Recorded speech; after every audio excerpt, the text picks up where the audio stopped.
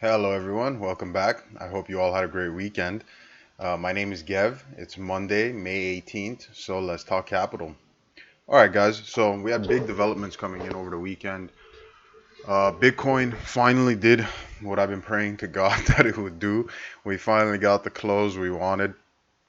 Weekly, as you guys can see, we closed the weekly candle. So this is a weekly chart, right? We closed the weekly candle. Finally, first weekly candle that closed with a body, and that's the important thing, with a body, not a wick, with the body above the downward sloping trend line, guys. This is a monumental moment for Bitcoin.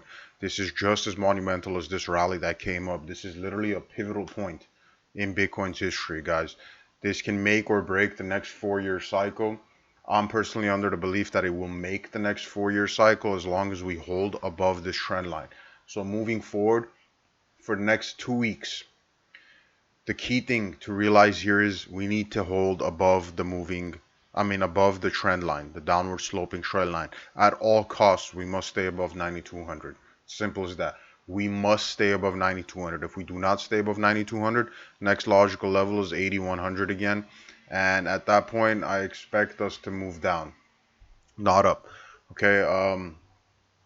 As you guys can see, I got the camera working from the last video. So I want to ask you guys to please like and subscribe.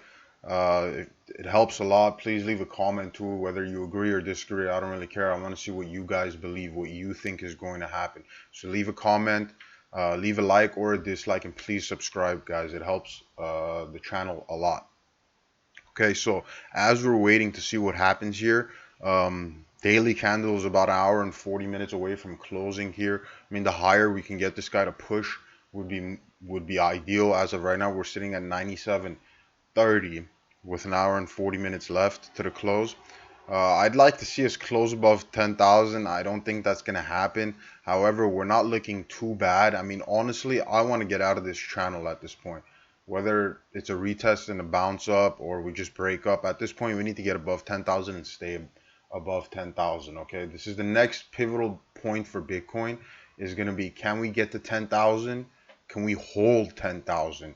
And can we get to 14? Because once we get to 14, then we'll bounce around between 10 and 14 for the coming weeks before we get to 20 and then bounce between 20 and 15 until we finally break out towards the end of this year and move into our parabolic phase going from 20 to 40, 50, 60, 100 and possibly over, right? But that's all speculation for now. As of right now, we need to get above 10, stay above 10, okay? We want to see this higher low trajectory continue, okay? These are the major things moving forward. Okay, real quick, I want to go over ES1 with you guys, S&P 500.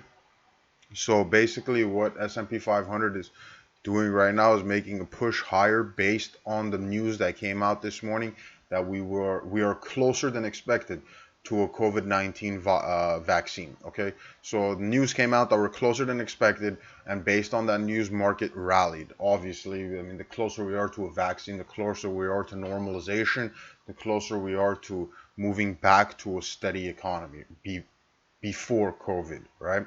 So that's what the market is reacting to right now. Major things to take into consideration here is that news that came out pushed us above the downtrend, and we pushed us above both resistance level, both the downward sloping trend line and the upward sloping support line that is now resistance. Pushed us above everything, pushed us above our channel that you guys have been following, know about. From 2850 to 2930 was our channel. We're now above both levels and consolidating for the moment. It's looking like we're gonna get a test of 3000 for sure at this point. Need a touch on a 200-day moving average, and from there what happens, we're just gonna have to monitor the market to see how that works. Okay, as of right now, it looks almost certain that we want to get to that level. Okay, so that's what we're monitoring. As you guys remember from Friday, I told you guys I'd be looking for a short here. Well, let me show you guys on the 4-hour chart. Once we got this is not a bearish candle to short on, okay? And then once you get the break, obviously you don't short the break. Now we're all the way at the top, right? So at this moment, I would be looking to long. However, S&P is being so erratic that I'm gonna sideline myself on this and just Not going to play this. Just going to monitor it and see how it moves. Because when markets don't perform, so look, as a trader, you have a general sense of how you expect the market to perform. Okay, when the market does not perform how you expect it to, that is when you have to take your hands off the wheel and just sideline yourself. All right, you have to take into consideration that what you thought the market was going to do, it did not do. So therefore, you do not currently know what the market is going to do. Therefore, it is better not to trade that market. Okay, simply put, I am very neutral on the S&P 500 right now. I've been telling you guys I'm neutral to bearish. I'm neutral right now, guys. Straight up, I'm neutral. This can go both ways. We have a triple top coming in. We have a triple top bottom, triple bottom coming in. So you have the tops right here.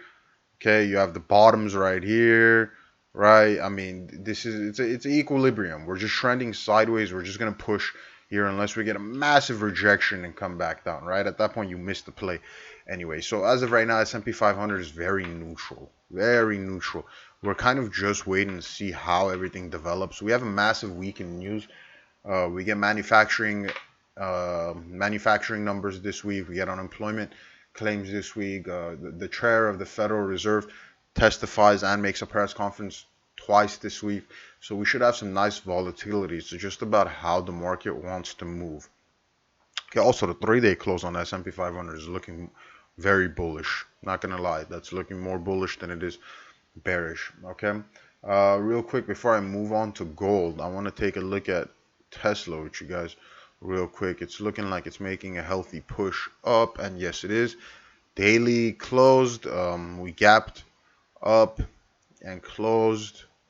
Let's see, what do we think about this? We're still below the trend line here. Tesla's looking like it really wants to invalidate my predictions. Hardcore, which is fine. I love it. I don't got a problem with it. Sometimes you're right, sometimes you're wrong. You can't always be right. If I was always right, I wouldn't be making videos for you guys. I'd be swimming off the coast of the Bahamas right now, off the shore of the Bahamas right now, with my own private yacht and helicopter. Right? If you're always right, you don't lose money. So if you don't lose money, just you're a god tier trader. Right? This is 100% something that I could be wrong on. And that's why I stuck my neck out there and made the prediction. I just like you, I want to see if I'm right or wrong. We're gonna find out sooner or later. As of right now, we're above the trend line. Now it's about how the next 2 days holds, right? So we're gonna have to see how that happens. Again, we got a low, we got a higher low, we got a higher low, we got a higher low, we got a higher low. Possible breakout depends on how the next couple days function. We should see how Tesla wants to move. And before I drag this on too long for you guys on a Monday video, let's switch real quick to gold. If you guys remember on Friday, I told you I got out of my position because I did not know what was coming on Sunday and Monday. And sure enough, we got a massive push to 1766 and huge rejection back down to 1730. So it looks like getting out of the position was in the long run the correct play. All right. Now, beautiful thing is it rejected. I thought this thing was gone. I thought we were gonna run all the way up to 1850. Thank God we didn't. It's about to give us an entry, which is what I'm excited about. So like I said on S&P 500, I'm neutral because I wanted the market, not wanted, but I was predicting the market to move in a certain direction. And since it didn't, therefore I don't really have a general idea of what's going on in that market. So I'm going to sideline myself, right? So the exact opposite is here on gold. Everything we've been talking about on gold for the past 4 weeks has been coming to fruition. Therefore, we have a good pulse of the market. Therefore, we can trade it successfully. So I'm looking for a retracement on gold, possibly to 1720, 1716, or even to retest this breakout. The retest of the breakout would be the ultimate buy. If we can get a buy down there, it would be fantastic. That's what I'm praying for. We get that entry. If not, we're looking along somewhere between 1720, 1715. And if we can get that entry, I'm 100% in. All right. Gold's been playing exactly the way we've been expecting it to. So there's no reason not to be involved in this market. All right. As always, guys, thank you. I appreciate from the bottom of my heart your support. Thank you for watching the videos. Please like and subscribe. Share the news. Share the information. Let's get some people educated on how the market works, and I'll see you guys in the next video. Thank you.